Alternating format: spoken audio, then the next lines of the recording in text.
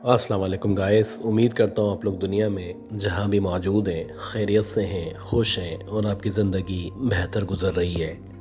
दुआ करें कि अल्लाह ताला मुझे, मेरी फ़ैमिली को, हम सबको सेहत दे, ज़िंदगी दे और हमारे तमाम मामलात में आसानियाँ फरमाए। पिछले कुछ दिनों से तबीयत बहुत ख़राब है। इवन इस कदर ख़राब थी कि मुझे ईसीजी वगैरह भी करवाना पड़ा। तो मेरे तमाम सब्सक्राइबर्स, मेरे वेल विशर्स दुआ करें कि अल्लाह ताला मुझे सेहत दे, ज़िंदगी दे और जो भी मुश्किलात हैं उनको दूर फरमाए। अच्छा, अगर आप में से किसी ने भी अब तक मेरे चैनल को सब्सक्राइब नहीं किया तो मुझे सपोर्ट करने के लिए इस चैनल को सब्सक्राइब कर लें और अगर हो सके तो इस वीडियो को अपने जानने वालों में शेयर करें। ये कहानी नसीम साहब की कहानी है और ये बताते हैं कि ये उस दौर की कहानी है जब 1991-92 में हम लोग लाहौर से अंदरूनी पंजाब यानी गांव में अपनी नानी के घर रुकने जाया करते थे। मुझे अच्छी तरह याद है कि मैं उस वक्त महज 14 या 15 साल का था।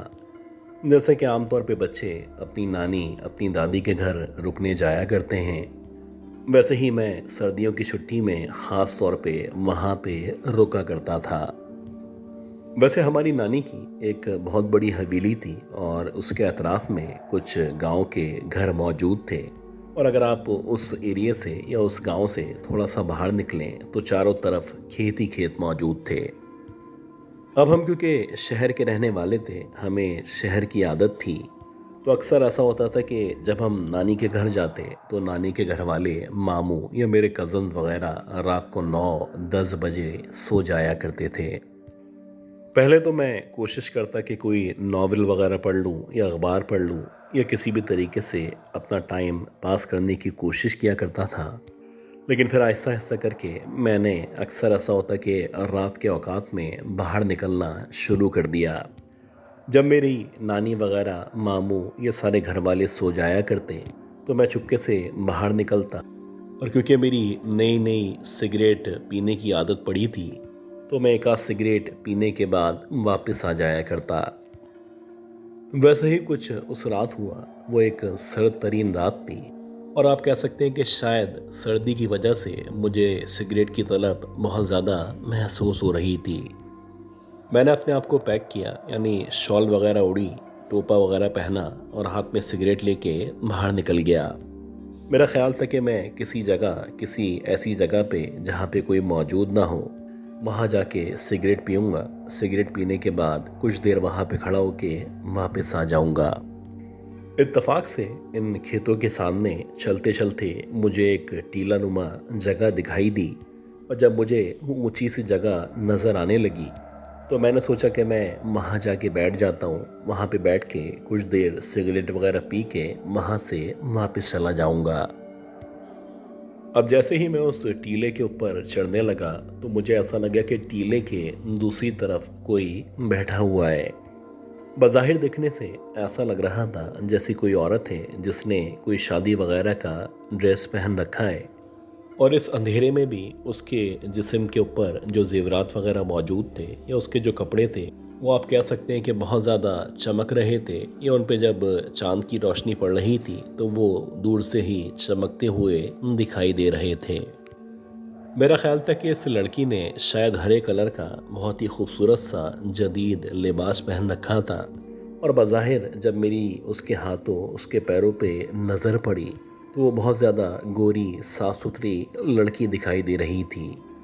लेकिन अजीब बात ये थी कि उसने अपने मुंह के आगे घूंघट डाल रखा था और अपने मुंह को अपने दोनों टखनों या पाँव के दरमियान थोड़ा सा झुका रखा था, जैसे कि आमतौर पे गांव की औरतें पर्दा किया करती हैं।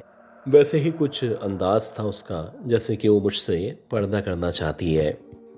ऐसी बातें मेरी लड़कपन की उम्र थी और मैं नया नया जवानी में कदम रख रहा था, तो मैंने ना चाहते हुए भी या चाहते हुए भी उस लड़की को मुखातिब करना चाहा। मैं चाहता था कि बज़ाहिर जो एक खूबसूरत, बहुत ही हसीन लड़की दिखाई दे रही है, जो कि इस सर्द रात में, इस चांदनी और हसीन रात में इस टीले के बिल्कुल बराबर में बैठी हुई है, मुझे उससे उसके बारे में ज़रूर जानना चाहिए। आप यकीन करें कि जब मैंने पहली दफ़ा उस लड़की को मुखातिब किया तो उसकी तरफ से किसी भी किस्म का रिस्पॉन्स मुझे मौसूल नहीं हुआ। कुछ देर के बाद जब मैंने दोबारा से उस लड़की को मुखातिब किया तो ऐसा लगा जैसे उसने आहिस्ता आहिस्ता करके अपने सर को या अपने घूंघट को ऊपर करना शुरू किया है। लेकिन अजीब बात ये थी कि बावजूद इसके कि उसने अपने सर को आहिस्ता आहिस्ता करके ऊपर किया था, वो मज़ीद कोई रिस्पॉन्स नहीं कर रही थी।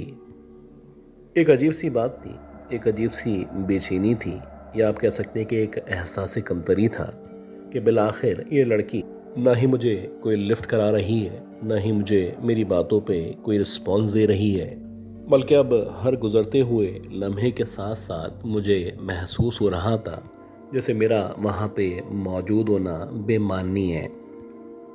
मेरा ख्याल है कि जब मैंने तीसरी दफ़ा उस लड़की को मुखातिब करना चाहा और उसने जब कोई रिस्पॉन्स नहीं किया तो मैंने बड़ी बेबाकी के साथ उसकी तरफ बढ़ना चाहा। अब मैं चाहता था कि मैं उसके सामने जाऊं और उसके सामने खड़ा होने के बाद उसका घूंघट ऊपर करके उसको देख लूं। एक अजीब सी बेचैनी थी, मुझे ऐसा लग रहा था कि मैंने जबकि उसकी सूरत को उसको मज़ीद नहीं देखा था, लेकिन मैं चाहता था कि किसी भी तौर मैं उसके चेहरे को देख पाऊं। ऐसा क्यों था मुझे नहीं पता, शायद मेरे अंदर जो तड़प थी, जो बेचैनी थी, वो मुझे मजबूर कर रही थी। और ऐसा ही हुआ कि अगले ही लम्हे जब मैंने बड़ी बेबाकी के साथ उसके घूंघट को एकदम से ऊपर उठाया तो आप यकीन करें कि इस बेबाकी का जो नतीजा मेरे सामने मौजूद था, मुझे लग रहा था शायद मुझे ये सब नहीं करना चाहिए था। मेरे सामने ऐसा लग रहा था जैसे कोई 80-85 साल की कोई बूढ़ी औरत का चेहरा मौजूद हो, और अजीब बात ये थी कि ऐसा लग रहा था उसका चेहरा बाकायदा जला हुआ या झलसा हुआ चेहरा है।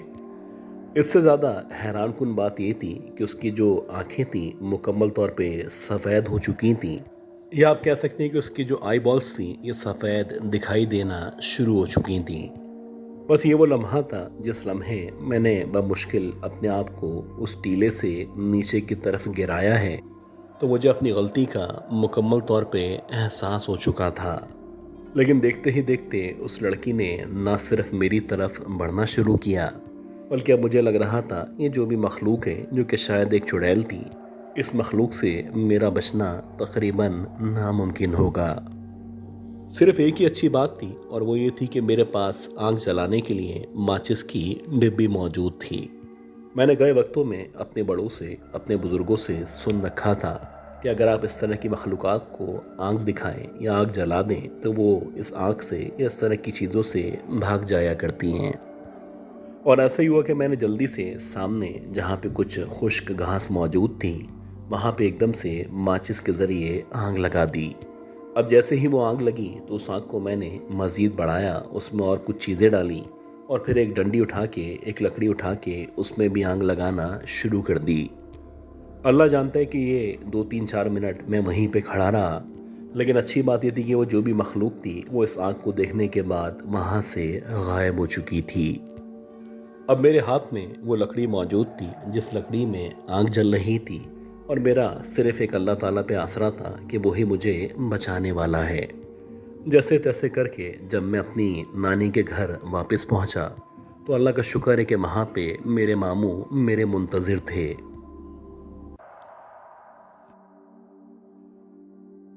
अच्छा गाइस, उम्मीद करता हूँ ये जो पहली स्टोरी थी, ये कहानी, ये स्टोरी आपको ज़रूर पसंद आई होगी।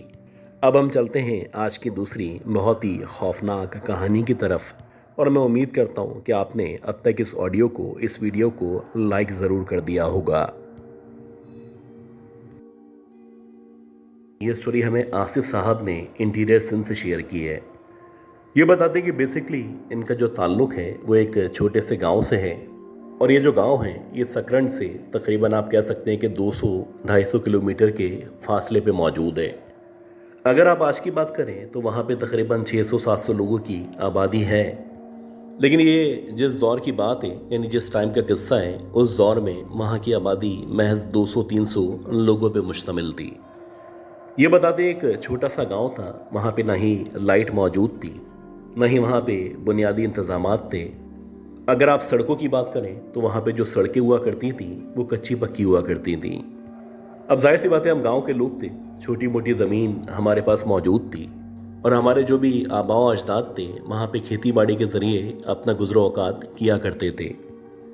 जैसे जैसे टाइम गुजर रहा था वैसे वैसे मेरे फादर ने मुझे भी खेती बाड़ी के अंदर इन्वॉल्व कर लिया था। वैसे आमतौर पे मेरी कोशिश होती थी कि दिन के औकात में खेतों पे जाऊं, वहाँ पे जो भी काम है उसको मुकम्मल करूं। लेकिन कभी कभी कोई इस तरह की बात ज़रूर हो जाती है जो कि आपके काम के या आपके टाइम के ख़िलाफ़ होती है। तो वैसे ही एक सर्दियों की शाम थी। मेरा ख्याल है कि शाम के 5-5:30 बजे का टाइम था और मगरिब बस होने ही वाली थी। मेरे फादर ने मुझे बताया कि हमारे खेतों में जो एक ट्रैक्टर मौजूद है वो स्टार्ट होने में मसला कर रहा है। अब जब मेरे फादर ने मुझे ट्रैक्टर के ना स्टार्ट होने का बताया तो मैं अपने तौर पे परेशान हो गया। जाहिर सी बात है हमारे पास इतना बजट नहीं था, इतने पैसे नहीं थे कि बाहर से किसी मैकेनिक को लाके उसको सही करवाते। आमतौर पे हमारी कोशिश होती थी कि हम अपने तौर पे जो भी छोटे मोटे फॉल्ट्स हैं उनको दूर कर सकें। खैर मैं खेतों की तरफ रवाना हुआ। मेरे पास एक लालटेन मौजूद थी, इसके साथ साथ एक लोहे का डंडा मौजूद था जो कि आमतौर पे गांव के लोग रात के औकात में खेतों में जाने के लिए ज़रूर रखा करते हैं। खैर जब मैं खेतों में यानी एग्जैक्टली वहाँ पे पहुँचा जहाँ पे ट्रैक्टर मौजूद था तो वहाँ पे जाते ही मुझे एहसास हुआ कि आज जो सर्दी है वो बेहद ज़्यादा सर्दी है और मुझे करीब ही यानी जहाँ पे मेरा ट्रैक्टर मौजूद है उसके अतराफ़ में कहीं ना कहीं छोटी मोटी आग लगानी पड़ेगी। वरना अगर मैं यहाँ पे 2-3 घंटे तक काम करता रहूँगा तो यकीनन सर्दी से न सिर्फ मेरी तबीयत ख़राब हो जाएगी बल्कि मेरा यहाँ पे रुकना मुश्किल हो जाएगा। अजीब बात ये थी कि अंधेरा हो चुका था और मेरी लाख कोशिश के बावजूद मैं ना ही आग लगा पा रहा था। यानी कि मैंने लकड़ियाँ जमा की, उनके ऊपर कुछ कचरा वगैरह डाला और उसको जलाने की कोशिश की, लेकिन कुछ देर के लिए या कुछ मिनट के लिए आग पकड़ती और देखते ही देखते ऐसा लगता जैसे किसी ने उसके ऊपर पानी डाल दिया है। खैर मैंने सोचा कि अगर मैं आग के चक्कर में पड़ जाऊंगा तो हो सकता है मेरा जो काम है यानी जिस काम के लिए मैं यहाँ पे आया हूँ वो ना हो सके। अब मैंने वहाँ पे लालटेन रखी और जो भी मेरा काम था यानी जो ट्रैक्टर को सही करना था मैंने वो करना शुरू किया। शुरू के 1-1.5 घंटे तक मुसलसल कोशिश के बावजूद मुझे पता ही नहीं चल रहा था कि बेसिकली फॉल्ट कहाँ पे है और किस वजह से ये ट्रैक्टर स्टार्ट नहीं हो रहा है। इसी तरह काम करते करते कुछ मज़ीद वक्त गुज़रा और जैसे जैसे मज़ीद वक्त गुज़रा वैसे वैसे मुकम्मल तौर पे अंधेरा हो चुका था। मेरे अतराफ़ में जंगली जानवरों के बोलने की आवाज़ें आ रही थी और आहिस्ता आहिस्ता करके एक अजीब सी आवाज़ थी जो मुझे बार बार महसूस होती थी। ऐसा लगता था जैसे कोई लड़की है जो मुसलसल किनकिना के हंसती चली जा रही है, जैसे कि वो किसी खुशी का इजहार कर रही हो। हालांकि जो गांव का ट्रेंड होता है, ये गांव की जो औरतें होती हैं वो आमतौर पे इतनी ज़ोर से नहीं हंसा करती। अगर हंस भी नहीं हो तो दिन के औकात में ही वहीं पे हंसती हैं। रात में तो अपने घरों से निकलना तकरीबन नामुमकिन हुआ करता है।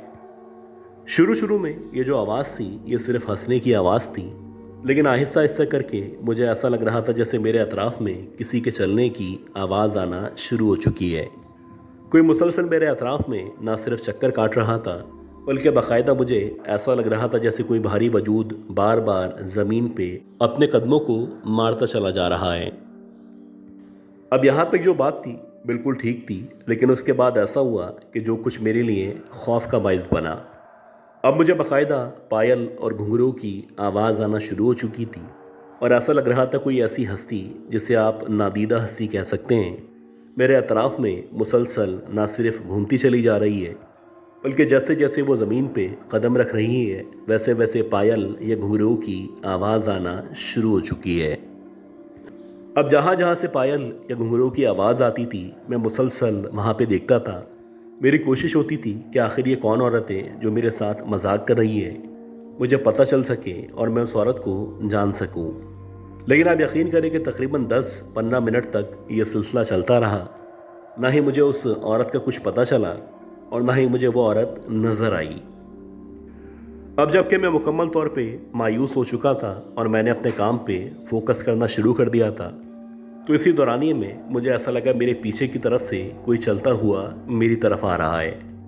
मुझे यकीन था कि जब मैं पलट के पीछे की तरफ देखूंगा तो वहाँ पे कोई भी मौजूद नहीं होगा। लेकिन हैरानी की बात ये थी कि जैसे ही मैंने पलट के पीछे की तरफ देखा तो मैंने देखा कि एक औरत जो कि बज़ाहिर बूढ़ी सी औरत लग रही है कुछ अजीब सा उसका कॉम्प्लेक्शन था, ना ही वो गोरी थी ना ही वो काली थी। ऐसा लग रहा था जैसे कुछ येलो टाइप का उसका चेहरा है। उसके चेहरे पे बेतहाशा झर्रियाँ मौजूद थीं। लेकिन अजीब बात ये थी कि कुछ अजीब तरीके से वो बहुत ज़्यादा तैयार हुई हुई थी, जैसे कि आमतौर पे दुल्हनें तैयार हुआ करती हैं। उसने बेहद ज्वेलरी वगैरह पहन रखी थी और अजीब बात यह थी कि ऐसा लग रहा था जैसे उसकी मांग में बहुत सारा सिंदूर पड़ा हुआ है। अभी जबकि मैं उस औरत के ऊपर मुकम्मल तौर पे ऊपर से नीचे की तरफ गौर कर रहा था कि इसी दौरानिए में जब मेरी नज़र उस औरत के पैरों के ऊपर पड़ी तो मैंने देखा कि उस औरत के जो पैर हैं वो ना सिर्फ उल्टे हैं बल्कि कुछ अजीब तरीके से वो चलती हुई या लड़खड़ाती हुई मेरी तरफ बढ़ती चली आ रही है। अब मैंने अपने बुज़ुर्गों से, अपने आबाओ अजदाद से सुन रखा था कि अगर रात के औकात में, ख़ास तौर पे इस तरह की वीरान जगहों पे, अगर आपको कोई औरत इस तरह से उल्टे पाँव में नज़र आती है या आपको पायल या घुंघरूओं की आवाज़ सुनाई देती है तो आप समझ लें कि आपके सामने जो मखलूक मौजूद है उसे चुड़ैल कहा जाता है। वैसे ही मैं अपने तौर पे मोहतात हो चुका था और मैंने मेरे पास जो एक लोहे का डंडा मौजूद था उसको अपने हाथ में थामा और उसको डराने की या उसको वहाँ से भगाने की कोशिश करने लगा। मुझे नहीं पता था कि जो कुछ मैं कर रहा हूँ ये मेरे लिए बहुत ज़्यादा प्रैक्टिकल होगा और ये सब करने से जो भी चुड़ैल मेरे सामने मौजूद है वो यहाँ से गायब होगी भी या नहीं होगी। लेकिन वाकई में मेरे ये सब करने से उसको कोई फ़र्क नहीं पड़ा और वो मुसलसल मेरी तरफ बढ़ती चली आ रही थी। इसी दौरानिए में मैं एकदम से पलटा और पलटने के बाद मैंने अपने गांव, अपने घर की तरफ भागना शुरू कर दिया। जैसे जैसे मैं आगे भाग रहा था वैसे वैसे मुझे महसूस हो रहा था वो औरत मुसलसल मुझे ना सिर्फ फॉलो कर रही है बल्कि मुझे लग रहा था कि बस कुछ सेकंड के अंदर अंदर वो मुझे पकड़ेगी, पकड़ने के बाद मुझे चीर फाड़ कर देगी। लेकिन अल्लाह का करना ऐसा हुआ कि कुछ देर तक, यानी 1 मिनट के बाद तक, उसके मेरे पीछे आने की जो आवाज़ें थीं ये मुकम्मल तौर पे ख़त्म हो चुकी थीं और अब लग रहा था जैसे उसने मुझे फॉलो करना ख़त्म कर दिया है। अब मैं ज़रा रिलैक्स हुआ, मैंने अपनी स्पीड को स्लो किया और जैसे ही मैंने अपनी स्पीड को स्लो किया तो मैं आहिस्ता आहिस्ता अपने घर की तरफ बढ़ने लगा।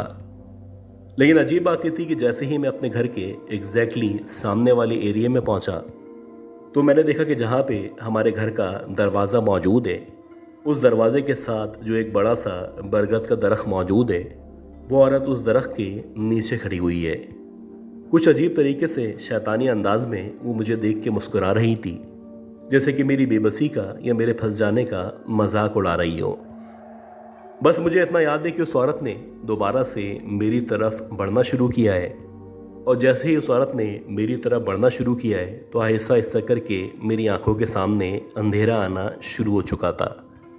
जब मुझे होश आया तो मुझे पता चला कि मैं 48 घंटे के बाद होश में आया हूँ और इस दौरानिए में मेरे वालिदैन ने, मस्जिद के इमाम ने मुझ पे काफ़ी बार दम दुरूद किया है। अल्लाह का शुक्र है कि मेरी तबीयत 1-1.5 हफ्ते के अंदर अंदर ना सिर्फ बेहतर हुई बल्कि मैं मुकम्मल तौर पे नॉर्मल हो चुका था। आज भी जब मैं इस वाक़ये को याद करता हूँ तो ना सिर्फ मेरे रोंगटे खड़े हो जाते हैं बल्कि मैं अल्लाह का लाख लाख शुक्र अदा करता हूँ कि ना सिर्फ मेरी जान बची बल्कि उसके बाद से मैंने रात के औकात में, ख़ास तौर पे खेत के उस हिस्से में अकेले जाने से परहेज़ करना शुरू कर दिया था।